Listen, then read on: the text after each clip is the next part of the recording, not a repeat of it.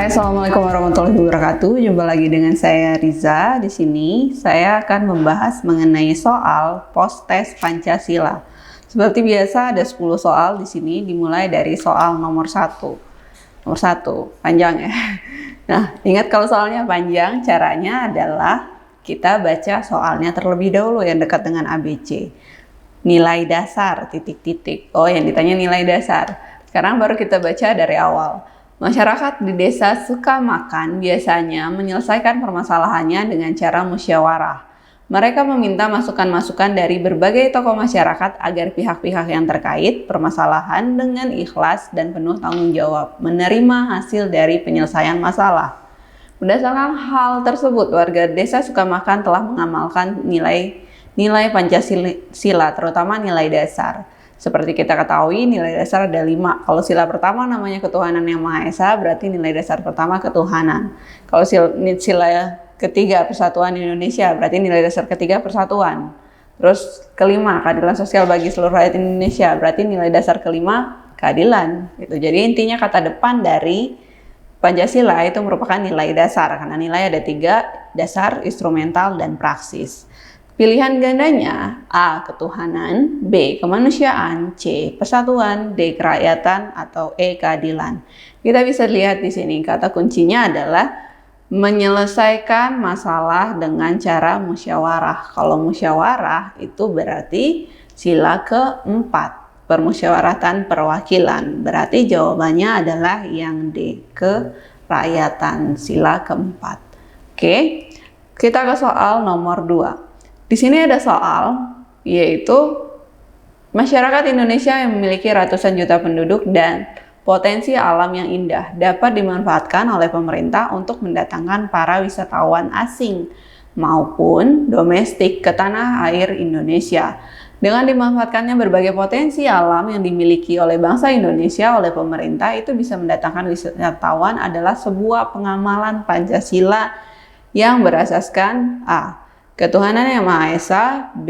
Kemanusiaan yang adil dan beradab, C. Kepersatuan Indonesia, D. Kerakyatan yang dipimpin oleh hikmat kebijaksanaan dalam permusyawaratan perwakilan, E. Keadilan sosial bagi seluruh rakyat Indonesia. Kita lihat di sini. Di sini adalah potensi alam, kekayaan budaya, kekayaan alam, kekayaan budaya. Kekayaan alam tuh banyak ya. Misalnya kalau alam kaitannya laut, hutan, kayak gitu. Kalau budaya, tarian, bahasa daerah, pakaian daerah itu. Kalau kekayaan alam dan kekayaan budaya itu masuk ke sila ketiga, Persatuan Indonesia. Kenapa? Karena kita banyak sekali alam di Indonesia berbeda-beda, budaya di Indonesia berbeda-beda, tapi kita dalam satu kesatuan NKRI. Segala sesuatu yang berbeda bisa jadi satu, itu masuk ke sila ketiga, yaitu Persatuan Indonesia. Ini jawabannya C. Oke. Kita ke soal, nah di sini terdapat pada sila ketiga butir keempat. Contohnya adalah bangga terhadap tanah air. Nah di sini melestarikan sumber daya alam, itu jawabannya. Selanjutnya kita ke soal nomor 3. Soal nomor 3 adalah Indonesia merupakan negara kesatuan yang berdaulat. Indonesia memiliki wilayah dari Sabang sampai Merauke, terus diproklamasikan pada tanggal 17 Agustus 1945. Nah, sebagai negara besar dengan berbagai macam perbedaan di dalam masyarakat seperti suku, ras, serta sosial dan budaya, bangsa Indonesia tetap harus menjaga persatuan dan kesatuan nasional. Pertanyaannya adalah, Pancasila adalah ideologi dan salah satu sarana pemersatu bangsa dan negara dengan alasan apa? A. Disepakati setelah perdebatan dalam sidang PPKI tahun 1945.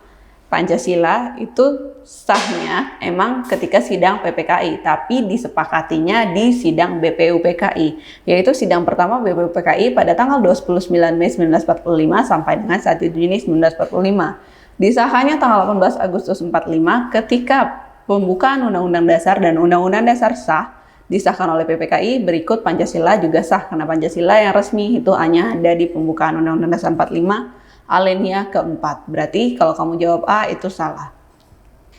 Oke, apakah B? Digali oleh Bung Karno dari sejarah perkembangan kehidupan masyarakat. Kurang tepat ya.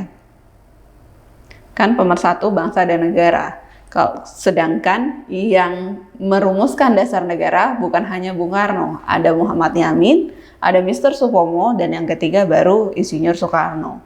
Yang C, mampu menyesuaikan diri dengan masa kemerdekaan dan era pembangunan. Pancasila sudah ada dari dulu sampai hari ini. Dan ingat, Pancasila termasuk nilai dasar. Nilai dasar kata kuncinya nilai yang nggak bisa dirubah. Kalau menyesuaikan diri, itu namanya instrumental. Kayak undang-undang dasar, undang-undang, perpu, tap MPR. Itu bisa dirubah. Kalau bisa menyesuaikan diri berarti bisa dirubah. Sedangkan Pancasila nggak bisa dirubah. Jadi bukan jawabannya yang C. Apakah yang D, sebagai kesepakatan atau perjanjian luhur bangsa yang menaungi kebinekaan, nanti kita simpan dulu yang D, atau yang E, ditetapkan oleh para pendiri bangsa. Emang iya, ditetapkan oleh para pendiri bangsa di BPUPKI dan PPKI, tapi kita lihat konteks soal. Konteks soal di sini dia ngomongin perbedaan di dalam masyarakat, ada suku, ras, sosial, budaya. Kita nyebut apa perbedaan itu? Kita nyebutnya kebinekaan. Makanya jawaban yang D itu lebih tepat karena menaungi kebinekaan, bukan yang E. Kita nyesuaiin konteks di dalam soal. Oke, jadi nomor 3 kesimpulannya adalah pilihan jawaban yang D itu lebih tepat daripada yang E. 3 jawabannya D. Kita ke soal selanjutnya, soal nomor 4. Dalam pembangunan masyarakat adil dan makmur berdasarkan Pancasila, peran manusia dalam pembangunan sangat penting sebab manusia adalah pelaksana dan sekaligus tujuan pembangunan itu sendiri. Setiap gerak, arah, dan cara-cara kita melaksanakan pembangunan juga harus senantiasa dijiwai Pancasila. Karena apa? Apakah A, Pancasila adalah dasar dan juga adalah tujuan hidup bangsa dan negara serta menyeluruh? Apa B, pembangunan tidak akan tercapai bila tidak berdasarkan Pancasila? Atau C, masyarakat adil dan makmur harus dicapai dengan cepat dan tepat? D, pembangunan itu bukan saja harus mendatangkan kemakmuran, tapi harus menjamin keadilan sosial. Atau yang E, pembangunan adalah rencana jangka panjang untuk pembangunan bangsa dan negara. Kita lihat di sini. Peran manusia dalam pembangunan sangat penting karena pelaksanaan sekaligus pembangunan itu sendiri. Gerak, arah, cara-cara kita melaksanakan pembangunan harus senantiasa dengan Pancasila. Kenapa? Karena Pancasila dasar dari semuanya. Pancasila itu dasar juga tujuan ke depannya. Manusia Indonesia yang baik itu harus sesuai dengan Pancasila. Jadi yang ngomongin dasar di sini adalah yang A. Jadi pilihan yang tepat itu adalah yang A. Dasar dan juga tujuan. Oke, kita ke soal nomor 5. Penentangan suatu ormas terhadap pelantikan seorang gubernur tidak dapat dipungkiri dilatar belakangi oleh isu ras dan agama.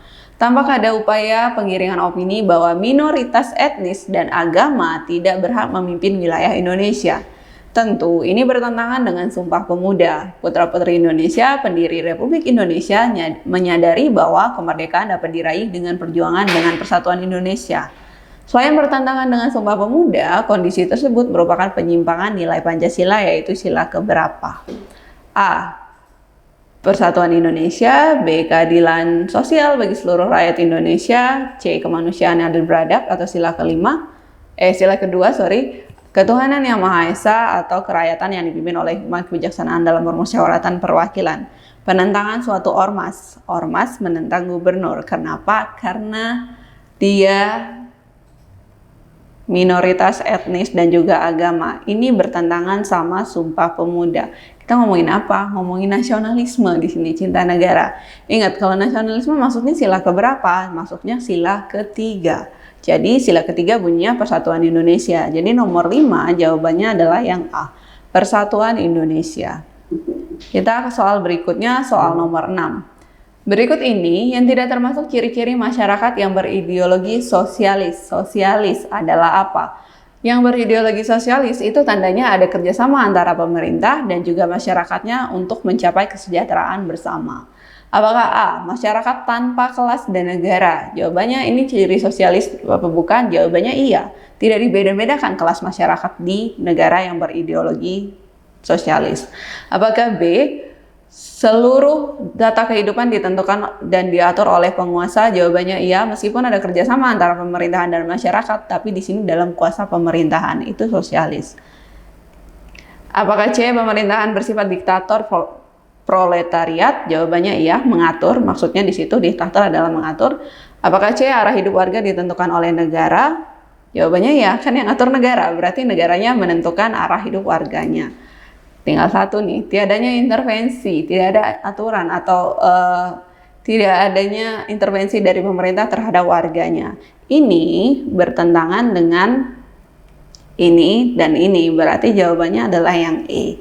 Tidak adanya intervensi itu bukan ciri dari masyarakat yang berideologi sosialis. Jadi 6, pilihan yang benar adalah yang E.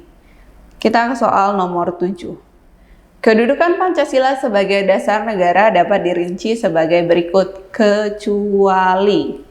Dasar negara ya. A. Sumber dari segala sumber hukum atau sumber tertib hukum Indonesia dan yang meliputi suasana kebatinan dari Undang-Undang Dasar 45. Apakah B. Mewujudkan cita-cita hukum bagi hukum dasar negara, atau C. Mengharuskan UUD mengandung isi yang mewajibkan pemerintah memegang teguh cita-cita moral rakyat yang luhur, atau D. Merupakan sumber semangat bagi UUD 1945 bagi penyelenggara negara, atau E. Kepribadian dan karakter bangsa yang membedakan bangsa Indonesia dengan bangsa lain. Ini materinya adalah kedudukan sila, kedudukan Pancasila. Nah, kedudukan Pancasila itu banyak, dari A sampai E, pilihan jawaban itu semuanya kedudukan Pancasila. Tapi kita lihat, kalau kamu nemuin kedudukan Pancasila, kata kuncinya adalah setelah kata sebagai.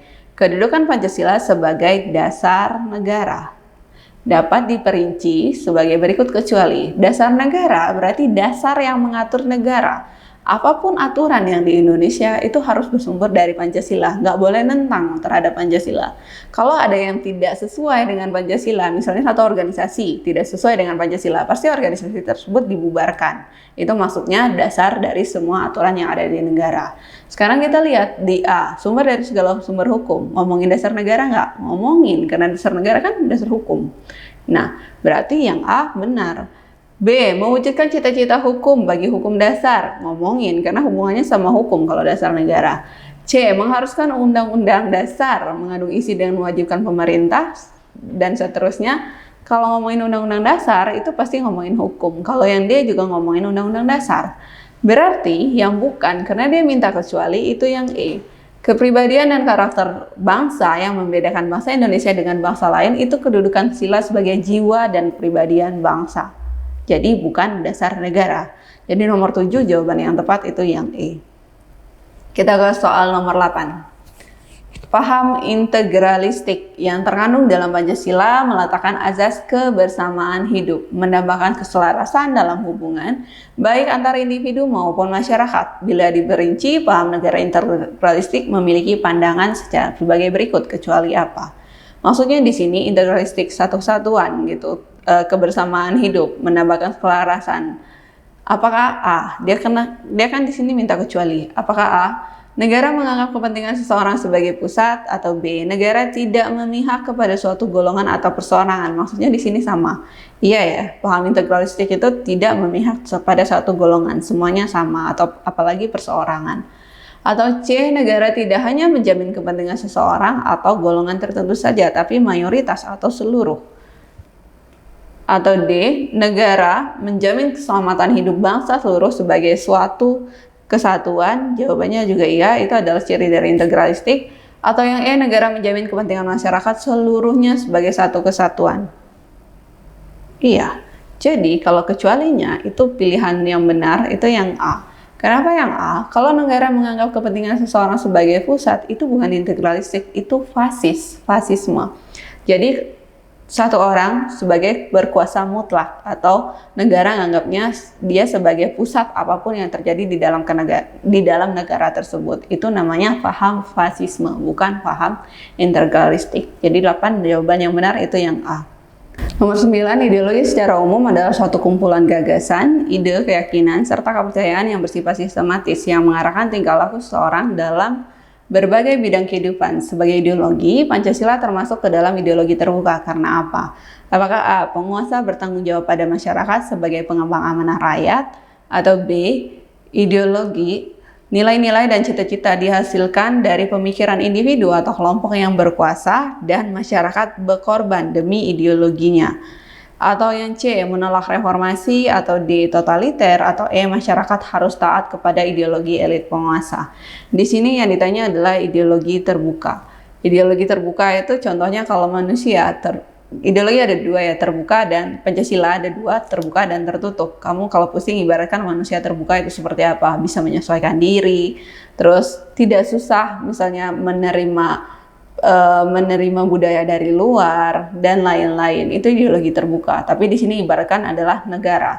Kalau ideologi tertutup susah menyesuaikan diri, dan kalaupun ada orang yang datang ke daerahnya dia menutup diri, tidak mau membuka diri. Terus kalau ada aturan, aturannya tidak bisa didiskusikan, aturan yang A yang berjalan harus A. Kalau misalnya di ideologi terbuka, aturannya A, kita masih bisa diskusi. Oh, ini misalnya tidak sesuai, bisa dirubah. Itu adalah ideologi terbuka. Sekarang kita lihat di sini. Kalau yang E, masyarakat harus taat kepada ideologi elit penguasa. Harus taat berarti dia dipaksa, kayak gitu. Harus taat berarti contoh dari ideologi tertutup, bukan terbuka. D, totaliter. Totaliter iya, totaliter adalah tertutup, total, secara total. Atau C, menolak reformasi. Reformasi adalah perubahan secara cepat di bidang politik. Perubahan secara cepat di bidang politik. Indonesia terjadi reformasi dari 99 sampai hari ini. Kalau kamu menolak reformasi, ya berarti kamu nggak terima atas perkembangan di negara ini. Berarti itu adalah contoh dari ideologi tertutup. Kalau yang B, nilai-nilai dan cita-cita dihasilkan dari pemikiran individu atau kelompok yang berkuasa, masyarakat harus berkorban demi ideologinya, harus. Masyarakatnya berkorban demi ideologinya, kita nggak berkorban demi ideologi negara kita. Berarti ini adalah ciri-ciri tertutup. Jadi yang merupakan ciri dari ideologi terbuka itu yang A. Penguasa bertanggung jawab pada masyarakat sebagai pengembang amanah rakyat. Kita contoh di sini, penguasa di negara kita namakan presiden. Presiden ketika pemilu pilihannya ada dua, ada Joko Widodo, ada Prabowo Subianto gitu. Nggak semuanya milih Prabowo, nggak semuanya milih Jokowi. Tapi ingat, kekuasaan di negara kita, suara di negara kita adalah diambil dengan suara terbanyak. Jadi di sini kita bisa lihatin ada demokrasi di sini. Dan demokrasi atau kebebasan berpendapat, kebebasan bersuara itu adalah contoh dari ideologi terbuka.